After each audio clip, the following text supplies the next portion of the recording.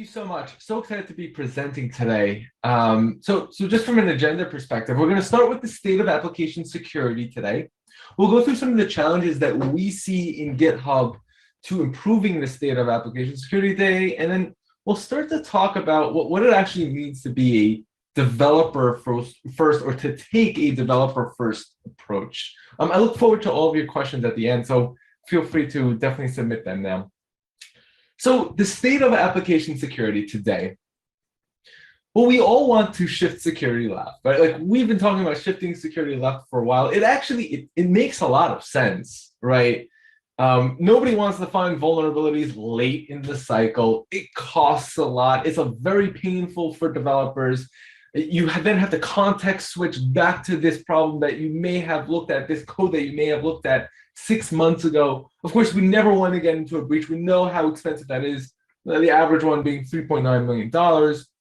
So it makes sense, right? Like we want to move things earlier. We want to catch vulnerabilities earlier in the life cycle, ideally in development, right? Like that's the cheapest, that's the least painful. But the reality is we've actually been trying to shift left for at least a decade. We look at this picture. This is a picture from the IBM Security Systems Report. This is back in 2012. And what you notice is that the numbers, the visualization, it's really the same thing that we're talking about in that updated visualization that I just showed you. So we've been talking about shifting left for at least the last decade. We're also introducing vulnerabilities at the same rate. So this was super enlightening for me. So the GitHub data science team analyzed 70 million lines of open source code. You can think about this like the Linux kernel or Kubernetes or Ruby on Rails. And what we noticed was that as the lines of code increases, the amount of security threats also increase, but at a linear rate. What's interesting about this is that that rate has not changed over the past 6 years. But we've been talking about DevSecOps. I actually looked it up. The first time we used that word in Google News was 2015, right? So we've been talking about DevSecOps. We've been talking about shift left, but we're still in this same problem. Now you may say, hey, like this is only for open source, but actually Microsoft is the top open source corporate contributor out there. So the same developers who are contributing to open source are also working within our companies, right? So we are still introducing vulnerabilities at the same rate, both in open source as well as within enterprise, I would argue. So what's the actual challenge, right? Like what are the challenges to improving application security today? Well, we know that security teams are vastly outnumbered. Right, there's about 40 million professional developers out there. There's only about 70,000 security researchers. Right, that's 570 to 1. If we look in an enterprise, usually the number comes out to about 100 developers to every 1 security researcher. Security teams are vastly outnumbered. 82% of security IT professionals say teams are understaffed. 70%, like there's a cybersecurity skills shortage. What we see in security today is it's a zero-sum game. Right? There's just not enough security researchers. So we need to figure out a way to scale this. Right? That's obvious, right? We need to figure out some automation over here, because if we don't, like they are just vastly outnumbered for the amount of developers that there are out there. The other big problem that we have, the other big challenge that we have, is that securing first-party software is really just the beginning, right? Like this to me, this is actually even conservative, right? 30% of your application is first-party code. About 70% is open source code, right? So essentially what you're doing is you're giving production access to anybody, to any of the open source developers that may not even know what your application is, right? This traditionally has not been covered by any dedicated security team. The last big challenge that I wanted to hit on is that security, for the most part, just isn't part of the developer workflow. You can see the study over here of SaaS scans per year. We actually see how the vast majority of companies are still only running SaaS between 1 and 6 times per year. It's actually under 10% of companies are actually running this more than once a week, or running SAS static analysis more than once a week. Right? So security just isn't part of the developer workflow. We know this already. It's just not part of the developer workflow. So we need to start to think about how we change that, even with this shift left that we've been talking about for so long. You know, what's interesting, I ran a poll about 6 months ago. This was with, it was an informal poll. It was with 100 enterprise customers, and I asked them, how integrated are your SaaS practices? And so there was a couple of different levels. Level 1, no SaaS. By the way, shocking how many people were not running SaaS, period. Level 2 was running SaaS periodically. Level 3, integrated SaaS, that's part of your CI. Now you would think that integrated SaaS as part of CI, great, right? Like we've shifted left. But I had a fourth choice over here. And that was developers actually trust the automated SaaS results. And a mere 5% said that their developers actually trust the automated SaaS results. What that means, to me, is that we can't just take the same traditional tools that we've been using that have not been designed for developers, that have been designed for security professionals. We can't take those same tools and just expect that to plug them in the developer lifecycle, earlier on in the lifecycle, and just expect them to work. Right? We need to start designing for developers. This is why we have such a low percentage where developers actually trust these results. Before I go on, I would like to talk about this painting for a second. And I'll make a comparison from it. So in the middle, this is actually a painting of surgery happening in the late 1800s.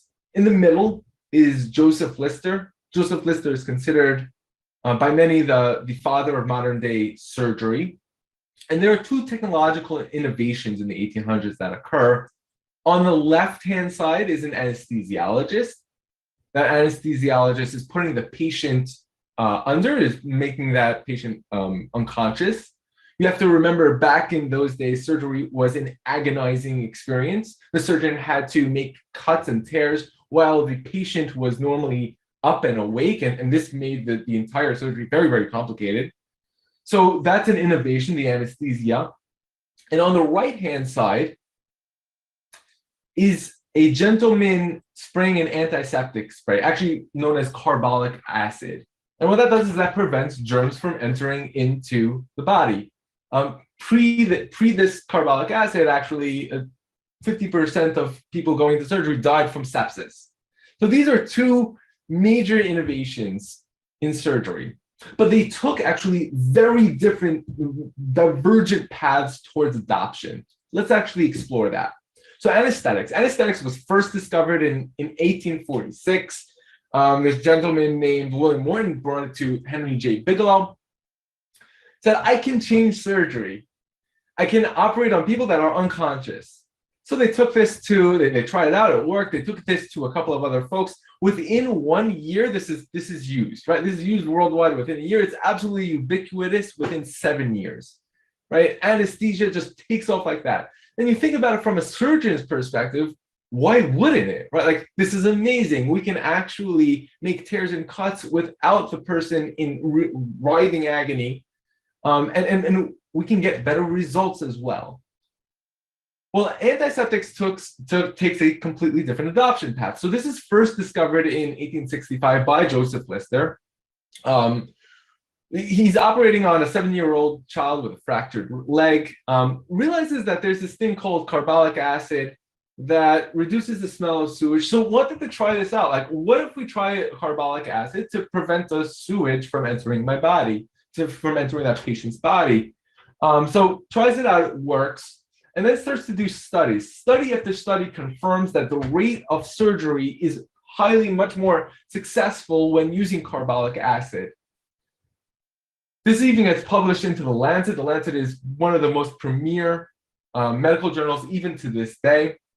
But what's interesting is that it ends up being highly divisive. People do not want to use antiseptics. They don't want to use carbolic acid. And the main reason why is it actually hurts the surgeon's eyes. It burns their fingers. It's painful for the surgeon, even though even though there are better rates of success, it's very painful for the surgeon.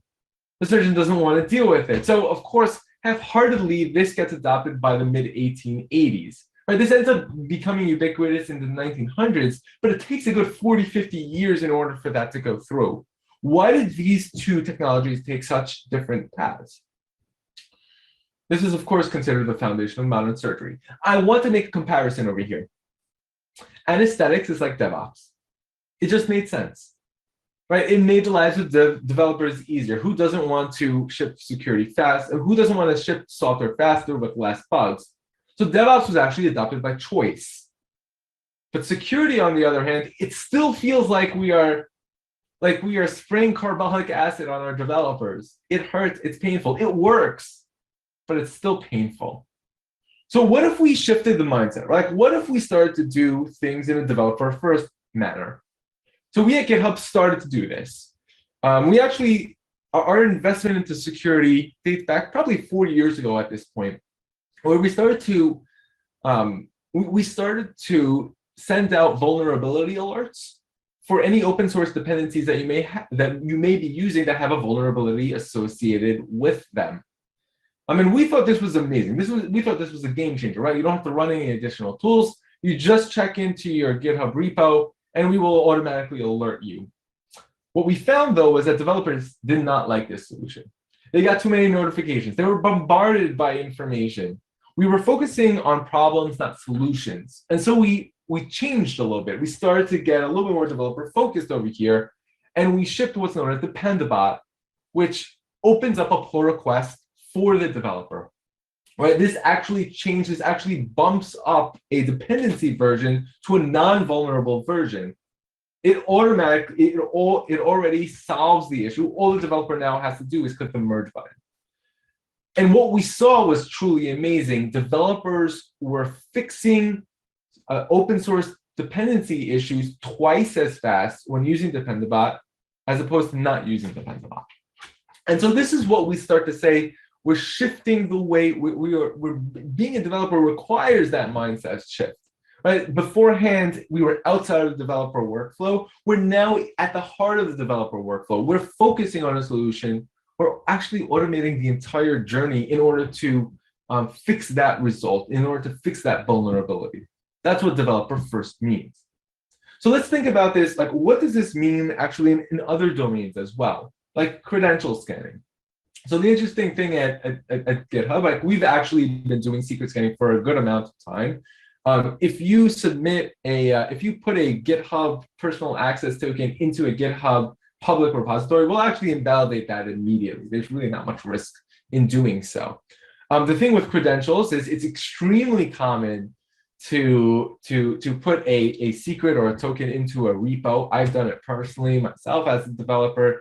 It just happens, right? So this is extremely common. It's extremely damaging because once that is out there, everybody who views that repository now has elevated permissions to whatever that token is associated with. And it's actually really easy to detect, right? Like it's just a couple of regexes with a little post-processing. So the big question is, right, like we sort of go through these remediation workflows. What if we start to prevent secrets from ever making it into your repository, from ever making it into GitHub? This is actually the perfect candidate to shift left, to put it into a pre-receive hook. Well, what's the problem with that? The problem is false positives. Developers are now responsible for triaging those findings. This is why developers hate it. There tends to be a lot of noisy patterns. Actually, Microsoft rolled their own secret scanning, and what they found was there was a 50% false positive rate. That's a huge false positive rate. Imagine as a developer, you just want to check in your code at 5 p.m. and go, and get out of the office, but you're now being blocked by a false positive, and now you have to figure out how to navigate around this. So false positive is really tough to deal with. And so what we found was that these solutions end up being rejected by developers. Well, what if we start to design for developers, right? Like, what if we start to design around the developer experience? Well, firstly, we're going to need a better triage experience. We need to make it as easy as possible for a developer to override when there is a false positive. Maybe we don't prevent all of those secrets from entering. Maybe we don't prevent all of the secrets in a pre-receive hook. Maybe the ones with a false positive, right? We actually just go through the remediation workflow and allow that to pass. That way, developers don't get frustrated. The other thing that we're thinking about is why not just scan at while you're coding as well. The thing that GitHub right now is doing also is we're looking at the industry to push our partners to actually reduce the amount of false positives that are out there. If the tokens are more visible to us, right? Like they have a check digit, so we can mathematically figure out if this is a valid token, that will then reduce the false positive rate as well. And so this is what I'm talking about, like designing around the developer experience. I'm going to go through one more worked example, which is developer first static analysis, right? We saw that static analysis is not integrated as part of the developer ecosystem. Well, the state of static analysis, firstly, there's thousands of results. This is great for a security engineer. This is terrible for a developer. For a security engineer, you just triage everything and you figure what's valid, what's not. For a developer, there's too much noise. They end up rejecting the entire solution. This is actually why also, right, like static analysis in general is part of a separate portal, not part of the developer workflow. This is why so few teams actually are adopting static analysis within the developer workflow. So what if we started to design for the developer? Well, firstly, we believe that it should happen at code review time. We believe that it should feel like a security expert is reviewing your code and giving you meaningful and real results. We also believe that it should produce accurate and relevant results. Our goal, we're not there yet, but our goal is to get a 90% fix rate. That's what we believe is the bar. That's what makes sense to us, 90% fix rate.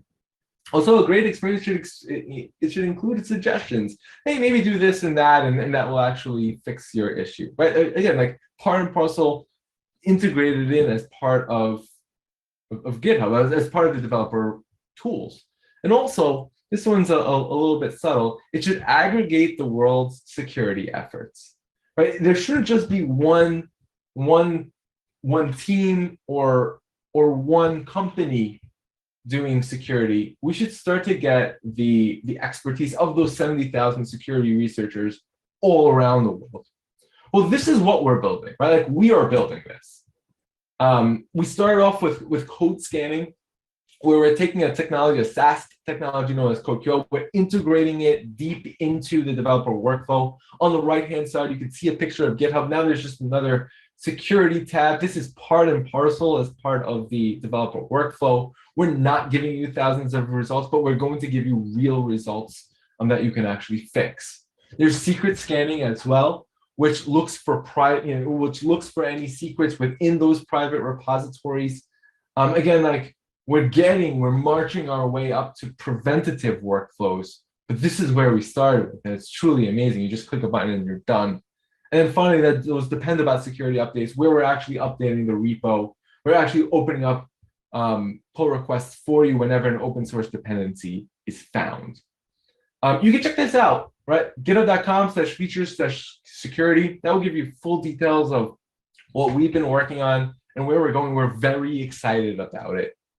One closing thought before we open it up to questions.